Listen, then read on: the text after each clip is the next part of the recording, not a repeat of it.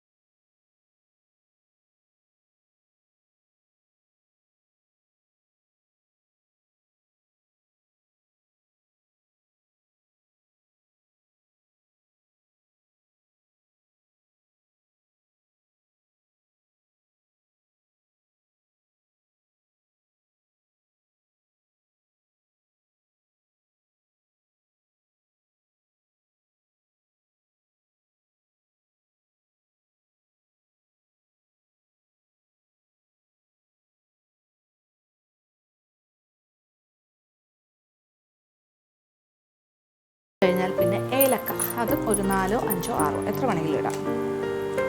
4 മുതൽ 6 വരെ. ഇനി 6, 7 ആയെന്ന് പറഞ്ഞ് കുഴപ്പമൊന്നുമില്ല, അതും നല്ലത് തന്നെയാണ്. ഇത്രയും കാര്യങ്ങൾ ആദ്യം. വെളുത്തുള്ളി ഇഞ്ചി അരച്ചത്.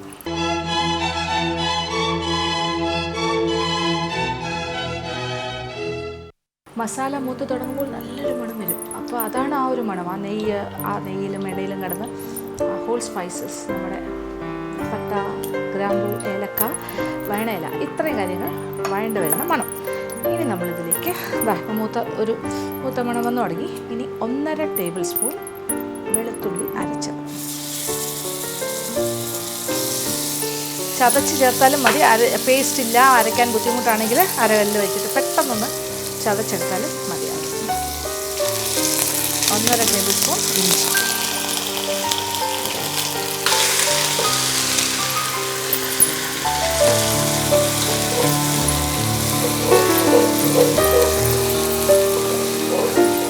അപ്പോൾ ഇഞ്ചി വെളുത്തുള്ളി മിശ്രിതം. അപ്പോൾ ജിഞ്ചർ ഗാർലിക് പേസ്റ്റ്. പിന്നെ ഇത് ഞാൻ പറഞ്ഞല്ലോ, അരച്ചതില്ലെങ്കിൽ ചതച്ചെടുക്കും. ഇപ്പോൾ പല എന്താ പറയുക, ഫ്ലാറ്റ്സിലൊക്കെ ആണെങ്കിലും ചെറിയ കിച്ചണാണല്ലോ, നമ്മളിങ്ങനെ മോഡുലാർ കിച്ചൺ ടൈപ്പ് ആണെങ്കിൽ എല്ലാ വീടുകളിലും ചെറിയ ഇടിയെല്ലാം ഉണ്ടാവും, ചെറിയ എന്താ പറയുക ചതച്ചെടുക്കാനായിട്ട്. ആ കല്ലിനകത്ത് വെച്ചിട്ട് ഇടിയെല്ലാം വെച്ചിട്ട് ചതച്ചെടുത്താൽ മതിയാവും വെളുത്തുള്ളി ഇഞ്ചി. അപ്പോൾ അങ്ങനെ വേണമെങ്കിലും നമുക്ക് ചെയ്യാം. ഒരു വലിയ കഷ്ണം ഇഞ്ചി, ഒരുണ്ട വെളുത്തുള്ളി. അപ്പോൾ ഇഞ്ചി വെളുത്തുള്ളി മിശ്രിതം ഒന്ന് വഴണ്ട് വരട്ടെ. അതിൻ്റെ ഒരു പച്ചച്ചുവയൊക്കെ മാറി മൂക്കാൻ തുടങ്ങണം. അപ്പോൾ അടുത്ത കാര്യം ചെയ്യാം. ഇഞ്ചി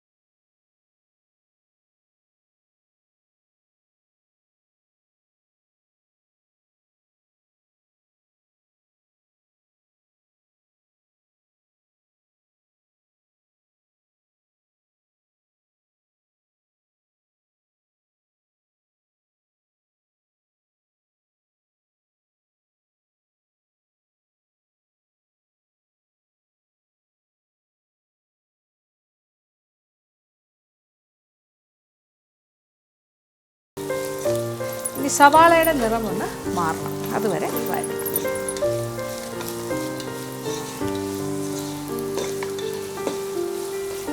അപ്പോൾ ഇടയ്ക്ക് ഇളക്കി കൊടുക്കാം. എന്തായാലും സവാളയുടെ നിറം ഒന്ന് മാറട്ടെ, അതുവരെ വെയിറ്റ് ചെയ്യാം. ഒരു ഷോർട്ട് മാജിക്. ഇപ്പോൾ നമ്മുടെ സവാളയൊക്കെ വാടി ചുരുങ്ങി കളറ് മാറാൻ തുടങ്ങുന്നൊരു പാകം. അപ്പോൾ എല്ലാം കൂടി ചേർന്ന് നല്ല പാകത്തിന് കൊടുത്തിട്ടുണ്ട്. ഇനി നമ്മൾ എന്താ ചെയ്യാൻ പോകണം? നമ്മളിതൊരു ചെട്ടിനാട് സ്റ്റൈലാണ് ചെയ്യുന്ന ഒരു വ്യത്യസ്തമായ ബിരിയാണി.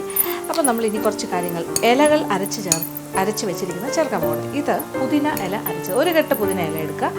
അതിൻ്റെ കട്ടിയുള്ള തണ്ടെല്ലാം മാറ്റിയിട്ട് മിക്സിയിൽ ഇച്ചിരി വെള്ളം ഒഴിച്ച് അരച്ചെടുക്കുക.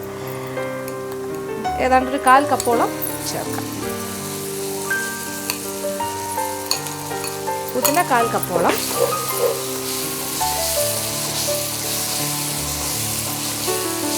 പിന്നെ വേണ്ടത് മല്ലിയില കുറച്ചുകൂടെ കൂടുതൽ ചേർക്കാം.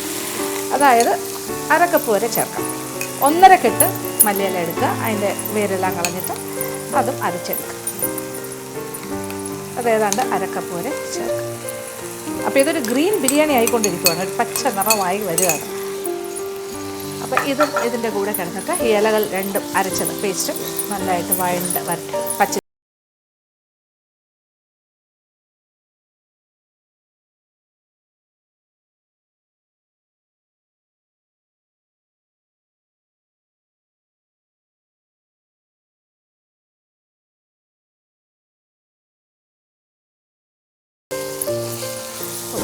പുതിനയില, അതാ സാധാരണ നമ്മൾ ബിരിയാണിയിൽ അരിഞ്ഞൊക്കെ ചേർക്കാറുണ്ടല്ലേ, മല്ലിയില പുതിനയിലൊക്കെ, അതൊരു ഫ്ലേവറാണ്, നല്ലൊരു സ്വാദും മണവുമാണ്. ഇതിപ്പോൾ അരച്ച് തന്നെ ചേർത്തിരിക്കുവാണ്, ഇതിനകത്തേക്ക് ഇങ്ങനെ കയറി വരും കംപ്ലീറ്റ് ആയിട്ട് സ്വാദ്. ഇനി നമ്മളിതിലേക്ക് ഒരു 1/2 കപ്പ് അധികം പുളിയില്ലാത്ത തൈര് ഉടച്ചത്, ഒരുപാട് പുളി വേണ്ട, ഒരു 1/2 കപ്പ് അധികം പുളിയില്ലാത്ത തൈര്.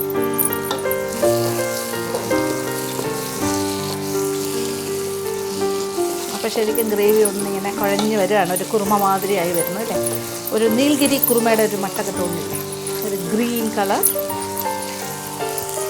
എല്ലാം ഇങ്ങനെ നെയ്യ് തെളിയുന്ന വരെ വഴറ്റിക്കൊണ്ടേയിരിക്കണം, അതാണ് അതിൻ്റെ ഒരു പാകം. അപ്പോൾ എന്ത് ചേർത്താലും നെയ്യ് തെളിഞ്ഞ് വരുന്ന പോലെ വഴറ്റണം. അപ്പോൾ നമ്മൾക്ക് ഇപ്പുറത്തെ അടുപ്പിൽ കുറച്ച് വെള്ളം തിളപ്പിക്കാനായിട്ട് വയ്ക്കും. അതായത് നമ്മുടെ ബിരിയാണി വേകാൻ ആവശ്യമുള്ള വെള്ളം, ഏതാണ്ട് ഒരു 4 കപ്പ് വെള്ളം വയ്ക്കും. മസാല റെഡിയായിക്കൊണ്ടിരിക്കുമല്ലേ. ഇനി ഇതിലേക്ക് നമ്മളിതുവരെ ഉപ്പ് ചേർത്തില്ല, കുറച്ച് പാകത്തിനുള്ള ഉപ്പും ചേർക്കും.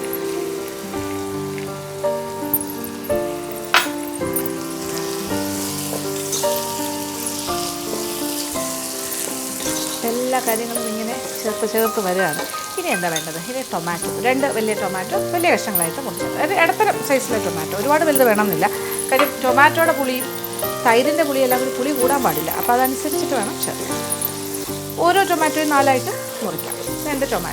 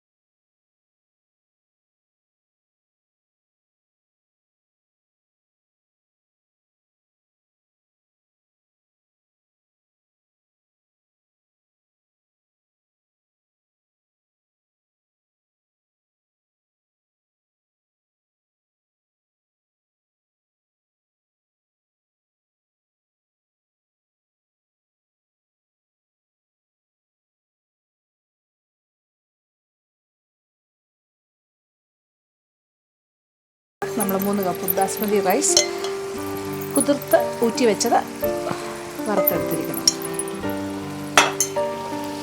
അതുകൊണ്ട് തന്നെ റൈസിന് നല്ല ഗ്ലേസിംഗ് ഉണ്ട്, നല്ലൊരു തിളക്കം.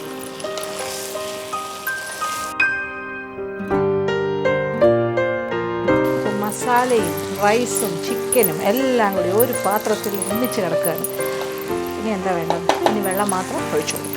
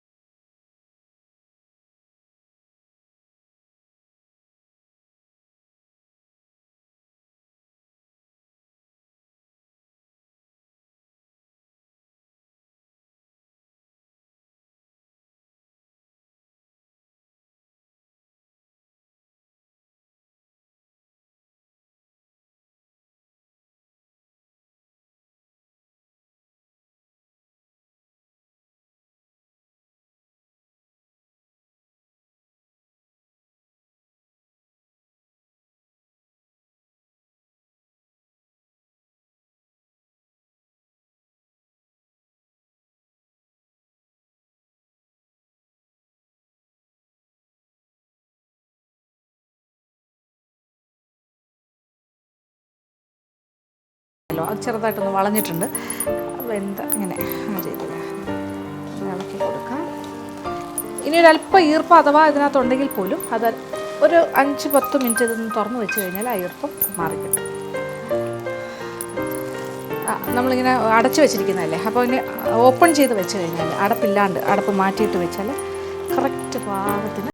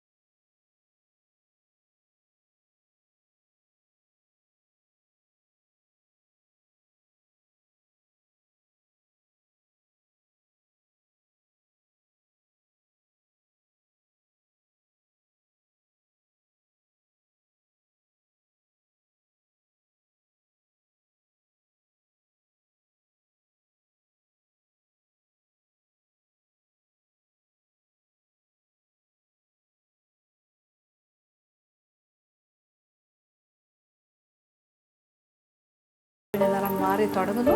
ഇനി നമ്മൾ കിസ്മിസ് അതിങ്ങനെ വലുതായി വരുന്നു. സൈഡിലേക്ക് വെക്കാം. നമുക്കിനി അലങ്കാരം തുടങ്ങാം.